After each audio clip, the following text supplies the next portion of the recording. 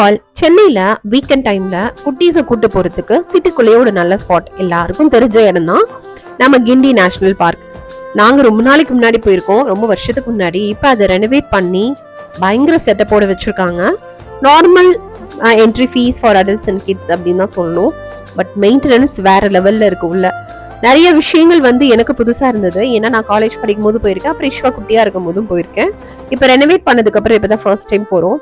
உள்ள நிறைய நம்ம டீஸ், அதுக்கப்புறம் நிறைய விதமான அனிமல்ஸ் எல்லாம் பார்க்க முடியுது. அதே மாதிரி இந்த ஏவியரியோட வீடியோவும் தனியா இருக்கு நம்மள, கீழே லிங்க் கொடுக்குறேன், செக் பண்ணி பாருங்க.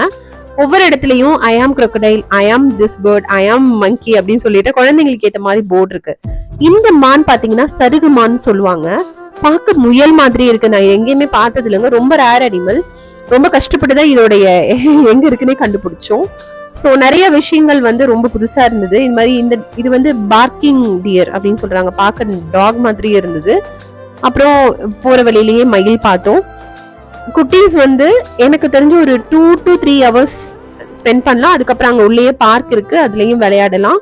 ஸோ நிறைய விஷயங்கள் அவங்க என்ஜாய் பண்ணலாம். இங்க பாத்தீங்கன்னா ஈமு இருந்தது. ஈமுடைய அந்த முட்டை பார்த்தோம் நாங்க. பார்க்கவே கிரீன் கலர்ல இருந்தது.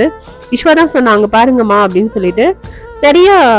நிறைய டிஃப்ரெண்டான எக்ஸ்பீரியன்ஸ் கிடைக்கும் குழந்தைங்களுக்கு. அது ரெனோவேட் பண்ணதுல இருந்து நல்லாவே மெயின்டைன் பண்றாங்க. ரொம்ப கிளீனாவும் இருக்கு. நம்மளும் அதை மெயின்டைன் பண்ணணும்னு நான் நினைக்கிறேன்.